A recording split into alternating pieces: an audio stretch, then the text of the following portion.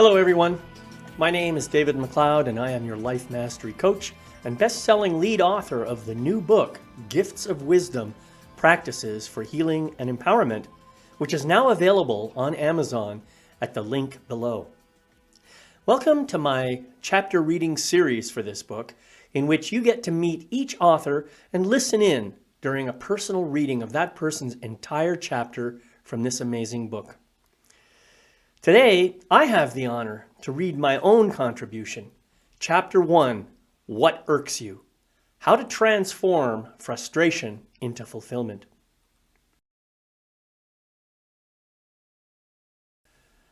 My story. Proving my worth. I'm sick and tired of living according to other people's expectations. Why can't I just be me? When do I get my chance to have what I want? I followed all the rules. Where is the happiness and success I worked for? When will I ever be deemed good enough? In 1991, uninvited thoughts like these began to distract me. I was 2 years away from my 40th birthday, and now the idea of a midlife crisis was looming large.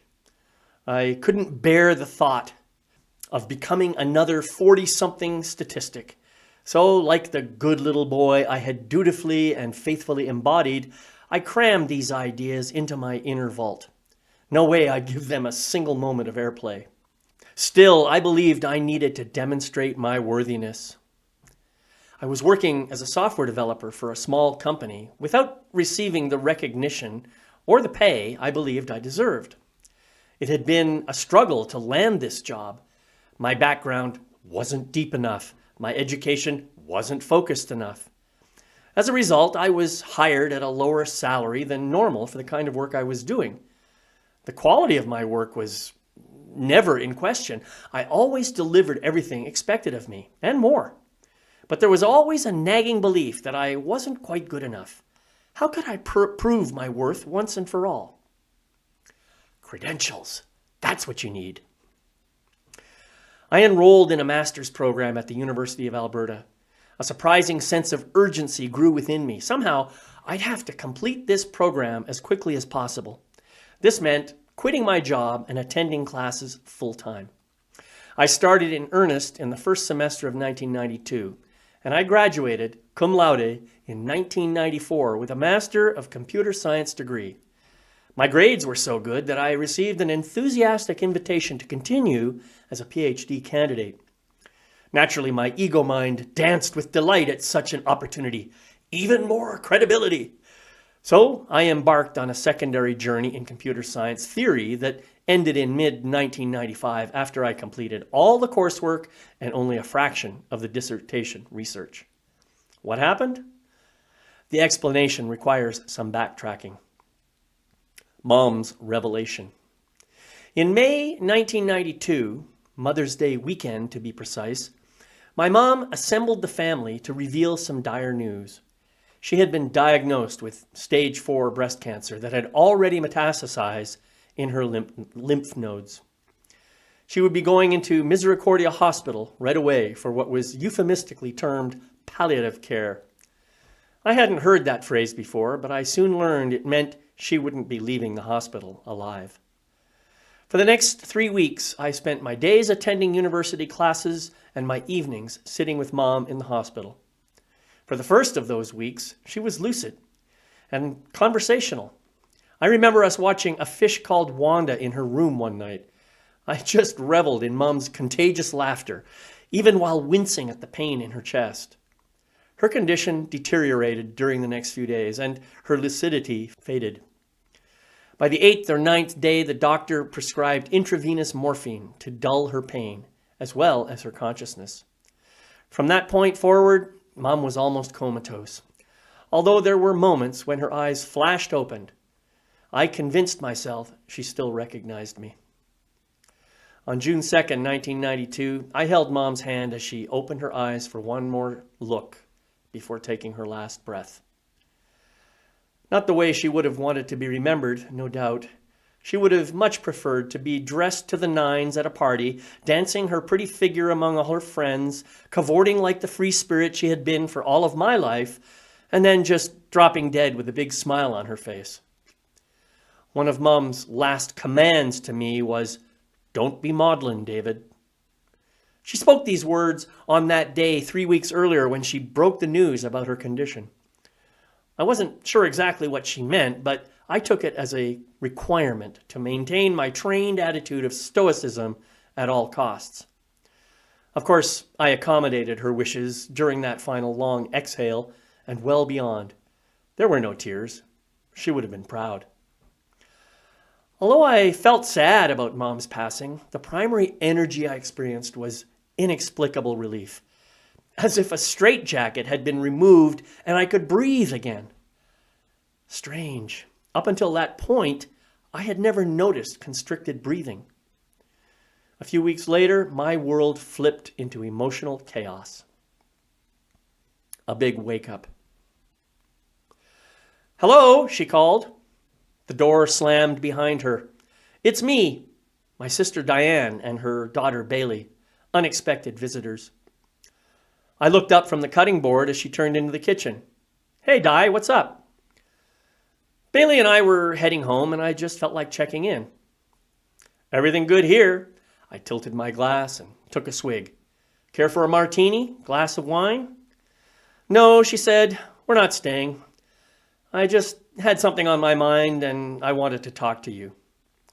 Uh-oh, I thought. I regarded her with curiosity and dread, waiting for her to speak.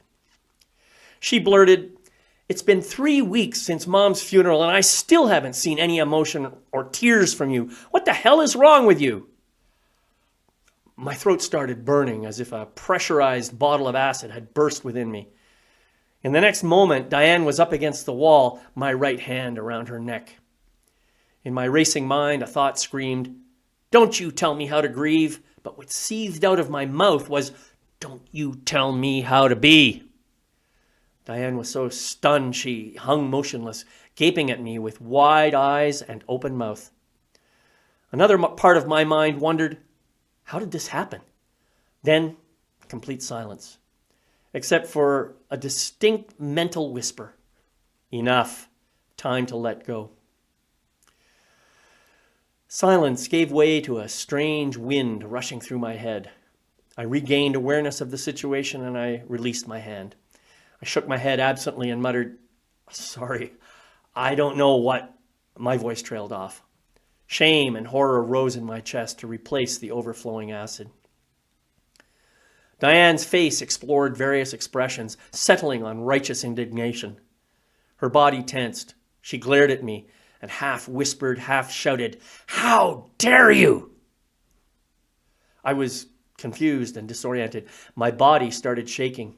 Diane was clearly yelling other stuff at me, but nothing was getting through. I had mentally checked out. Somehow, I ended up wandering barefoot around the neighborhood. I replayed the scene in my mind multiple times, trying to understand my outburst. The dreadful realization dawned on me that my daughter, my son, and my niece had all witnessed my conniption. I cringed at the faint mental echoes of my daughter's plea. "Daddy, don't." By the time I ventured home, Diane and Bailey were gone. So were my wife and children. I was left to stew in my own toxic juices. According to McLeod family dynamics back then, no one ever discussed this event, at least not around me, as if my tantrum had never happened. Indeed, I banished it from memory for years. Chaos intensifies. One thing became clear. Although Diane had hurled all that judgment on me, it was Mom's voice I was hearing. It was my mother I tried to silence, not my sister. This wake-up call stirred up a whirlwind of memory sound bites, mostly Mom's irrefutable motherisms, random fragments of which swirled without context like hungry piranha in the river of my awareness. Children are to be seen and not heard. Don't do as I do. Do as I say.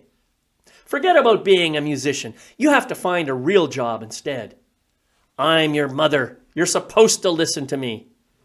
Be a good boy. Do as you're told. I know you better than you know yourself. The incessant swirl became frantic. I was desperate to shut everything out of my mind. I found partial relief in the depths of many martini glasses, but the hangovers became unbearable. To return to some form of normal, I buried myself in my studies, but the sense of urgency remained. In fact, it grew stronger. That invisible straitjacket had apparently dammed up more than I could have imagined. Now that it had been released, repercussions rippled within me for 3 more years. Answerless questions plagued me. Whatever happened to the real me? How long must I continue the charade of showing up how people expect me to? How do I make this nightmare stop? Obviously, I needed help. But I knew nothing about psychotherapy, and my attempts to get support from friends, family, and church only intensified my negative belief that I was the evil one here. Part of me wanted to end it all. Eventually, I concluded that the support I sought was not available to me in Edmonton. So in 1995, I made a radical and impetuous, if reluctant, decision to change everything all at once. I terminated my PhD program, announced to my wife that I wanted a divorce, found a software engineering job in Silicon Valley, and left my family. In short, I fled what I believed was eating away at me from the inside out. Alas, my frustration, resentment, and anger didn't simply disappear because of a change in scenery. Indeed, shortly after arriving in Palo Alto, I began to experience severe depression that led to dark thoughts of suicide. It was only the bleak prospect of rendering my beloved children fatherless that stayed my hand. Healing and integrating. My escape to California revealed itself as one of the best unconscious decisions of my life. Serendipity connected me with many resources that helped me uncover and heal hidden wounds that had spawned so much pain and misery within me over all those years. The most profound healing and awakening came during a life-changing weekend in May 2003 when I attended a new warrior training adventure. As men stepped out one by one onto the sacred carpet, I became mesmerized. Each man took center stage, did some incredible healing work, and then, about 20 to 30 minutes later, marched off, completely transformed. To call it inspiring would hardly do it justice. Finally, my turn came. I stood in the center, the other men surrounding me in a perimeter of guardians. My body buzzed in anticipation. A facilitator appeared in front of me, and the men around the circle faded out of my awareness. He was a masterful guide, and I trusted him like I had trusted no one else. He asked questions to establish context, but their only real purpose was to induce me to unlock emotions inside that I had kept hidden away for so long. Then it happened. The dormant volcano within me erupted, and hot, blood-red rage spewed out of me. Screaming, cursing, raving. A tennis racket magically appeared in my palm, which served as a battering ram to massacre a pile of pillows in front of me. But I did not see pillows. I saw mother, father, bosses, associates, priests, leaders, and yes, even God, all of whom I had unconsciously been blaming for the deplorable state of my life. I pounded and raged until I had no more strength, until my voice was a hoarse whisper, until my breath was spent, until my inner volcano was empty. I vaguely remember croaking, "I just want someone to love me for who I am." From out of nowhere, a man came to my side to assume the role of ideal mom. He held me in the most loving way I could have ever imagined. Tears flooded out of me. My body shivered and shook with uncontrollable sobbing. Ideal mom repeated phrases like, "I love you so much, and you are my amazing and beautiful boy." So much junk came out of my nose, eyes, and mouth. I couldn't believe it. Who would have expected a 50-year-old man to fall apart this way? Eventually, the deluge subsided, and I melted into Ideal Mom's arms. I was drained like a sponge, squeezed bone dry, and yet there was an unfamiliar, profound peace within me. When I summoned the strength to stand, a surge of warm, gold blue light blossomed into my heart. I put my hands on my chest, and I smiled softly and effortlessly. I couldn't believe how amazing and alive I felt. The facilitator beamed as he stepped back in front of me. What is true about you right now, David, in this moment?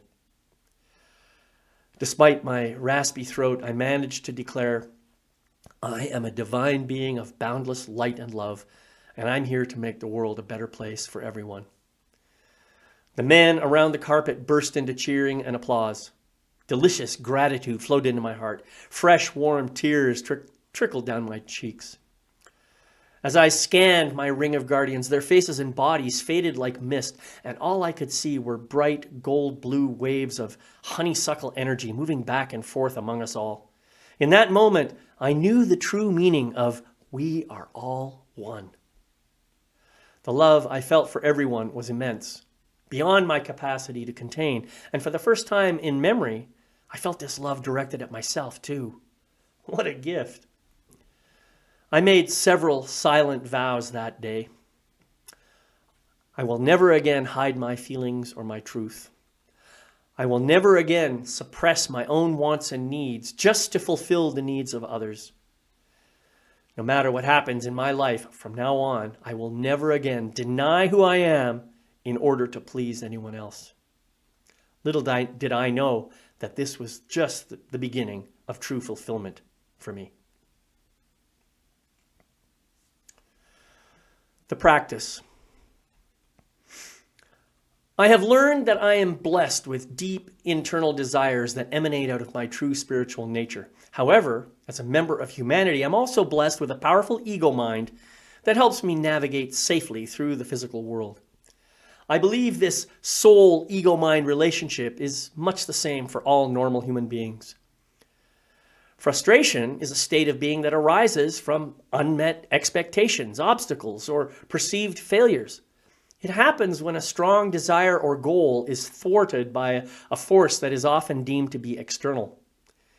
Emotionally, frustration manifests as a combination of sadness, fear, and anger. Physically, it may show up as tightness in the body, which is why the body has a natural tendency to invoke strong movements to fight it off. Here's a process I use nowadays to deal with frustration and find my way back to fulfillment. Create a safe space. As soon as you become aware of frustration within you, find a quiet and safe space where you can express yourself fully. Keep a journal and pen handy. Acknowledge and feel. Give yourself permission to embrace and experience all the feelings and sensations in your body. Move, shake, dance, jump, stomp, clap, whatever allows your body to express the energy safely. Allow the intensity of the energy to rise to a maximum and use the power of your voice to facilitate its release. Inquire within. After the energy dissipates, sit down with your journal. Contemplate and answer the following questions. 1. What do I want that is not coming to me? 2. Who or what is preventing me from having it? 3. What happens in my body when I am kept from what I want? 4. What stories appear in my mind when my desire is denied or thwarted? And 5, what judgments do I have about the situation or about myself? Forgive. There's a chance you identified someone external as the cause of your frustration. Understand that this person's actions were all about him or her and had nothing to do with you. Can you bring yourself to forgive this person and relieve yourself of notions of revenge or justice? And what about you? Can you forgive yourself for all the things you imagine you did wrong to allow this frustration into your life? Forgiveness is a real powerhouse for returning to fulfillment, so take advantage of it. The real culprit. When you experience frustration, it's usually because your ego mind is attempting to overpower a calling of your soul. Because its own existence depends on controlling everything, your ego mind demands full attention. Therefore, it will do whatever it must do, including deceiving and lying to you to keep you disconnected from your true nature. Initiate a meditative open dialogue with your ego mind. Find out what danger it perceives that it's trying to prevent. Remind your ego mind that you're now an adult and that you're capable of making healthy choices for yourself.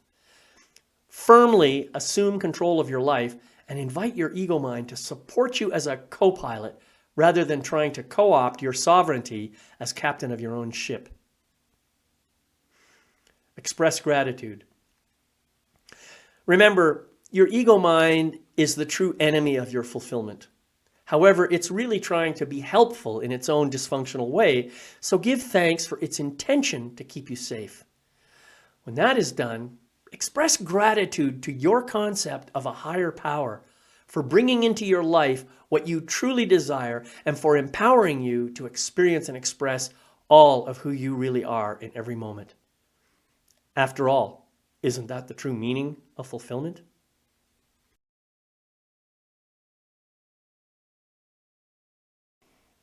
Friends, I hope you are as inspired by hearing this as I was by writing it.